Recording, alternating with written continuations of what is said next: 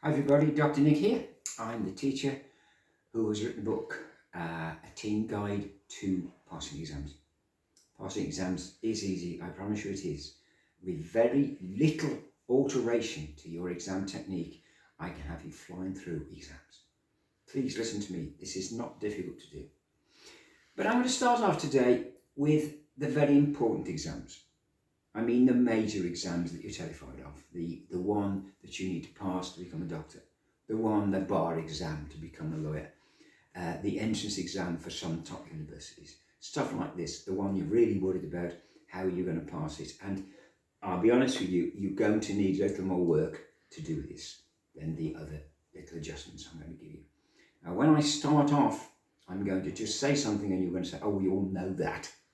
And you're going to switch off. Don't. Stay with me. I promise you it's going to be worth it. For instance, Oxford and Cambridge are top two universities. They don't deserve to be. Their courses are old-fashioned and everything, but if you can go to Oxford and Cambridge, it gives you a lot of influence. Then they attract 85% and above their students, their home students, come from 6 schools. And they're not necessarily the most expensive, they're all going to be private or what we call public in Great Britain. But they've learned to play the game. That's the thing, they've learned to play the game. Let me try and help you to play the game. They've learned, I can't not necessarily saying I can get you into Oxford or Cambridge, because that's pretty determined from what you learn from 8-11. How many are you doing composing poetry in Greek at the moment? I bet it's very few of you. But I'm saying that's how they do what I'm going to teach you now.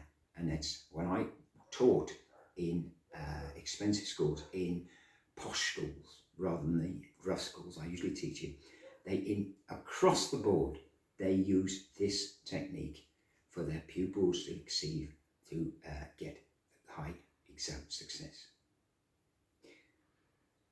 The number one thing you've got to do is to get hold of the old exam papers. Now, I know everyone's told you that. I know you've been shown them by your teachers, or I hope you have been. But no, it's the way you treat those exam papers. In my day, it was very difficult to do. You'd have to try and find them somewhere from someone the year before. Your teacher will rarely give you more than, I can't remember ever being given an exam paper by a teacher. I do in school myself. I'll give them my students on this to see what you're up against. But easy for you to get it now. You just Google it. You don't even have to pay. And you'll find somewhere they'll say the last English O-levels, last 10 years of English O-levels. And you can download them there and then. Now, the number one thing you must do, is to download them. But the number 2 thing you must do is to get the marking scheme. If you don't get the marking scheme, you're wasting your time.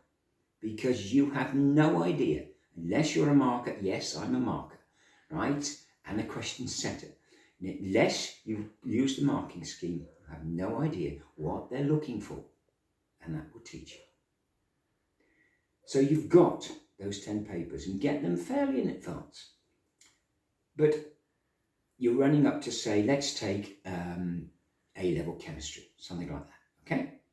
And you're terrified that you're not going to, you want to become a doctor, you've got to get A-level chemistry and you've got to get an A grade to get to medical school, this sort of thing, okay? So get 10 years of the last 10 years, and that's the way you treat them. First of all, you put them in order. You don't look at it, not even a peek, no way. Don't look at the marking scheme, you put them away. Now you've got to take that exam. And you've got to take it somewhere, preferably, if you can, that's different. You've got to put pressure on yourself. It's not as good if you're locking yourself in your bedroom, because your mum will be knocking on the door asking you if you want some toast or something like this. You've got to put yourself pressure. Now, what I did, and I discovered this technique, is I was taking a maths degree with the Open University, and I'm useless at maths. And the final exam was everything. And I had no way I was going to pass it. So I sent off for the last 10 years exam. I did them all in order. And the last day, on the 10th day, I did the last exam. On the 11th was the exam. And my partner and I went straight in. It was like a normal day. and we both got firsts. I'm still no good at maths, but I passed the exam. So put them in order. What we used to do is go to the local library, in Penzance it was, and not to the lending library, the reference library upstairs, and there'd be desks with lights on. No one uses reference libraries nowadays, and they'd be quiet. And what we used to do is sit opposite each other, bit that way, and we used to do it under exam techniques and exam rules. You had to have a clock there, and you're ready. You haven't seen the paper, you hit the clock, turn your paper over, and then do it. 2 hours, not 1 second after. When you finished, then you're feeling dizzy and everything, then you go home. And then you swap papers, and then you mark it from the mark scheme. And you mark it absolutely rigorously. And then you go through it after you've said, well, I've only got 30% like this, and you need 45 to pass, I'll tell you now. And you go through it, and then perhaps on the night you do some revision on the questions that you got wrong or didn't understand. The following day, or the following week if you want, we did it the following day, we went and took the year 9 years ago. We did that. Then 8, then 7, then 6, then 5, then 4, 3, 2, 1. By the time we went in to the exam on the 11th day, it was just another day at the library for us.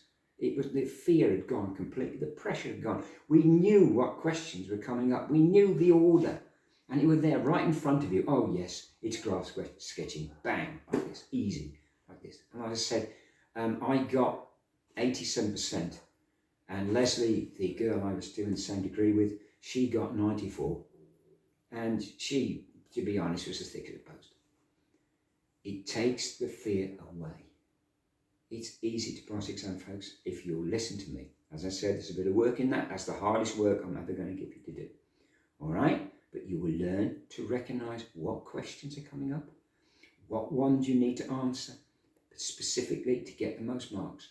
And it would just be water for duck's back, easy wing. Next week, we're going how we can use those exam papers in other ways. Right? It is prediction. So that's next week. If you're interested in the book, there should be a link to it below. I hope to see you then. Thank you.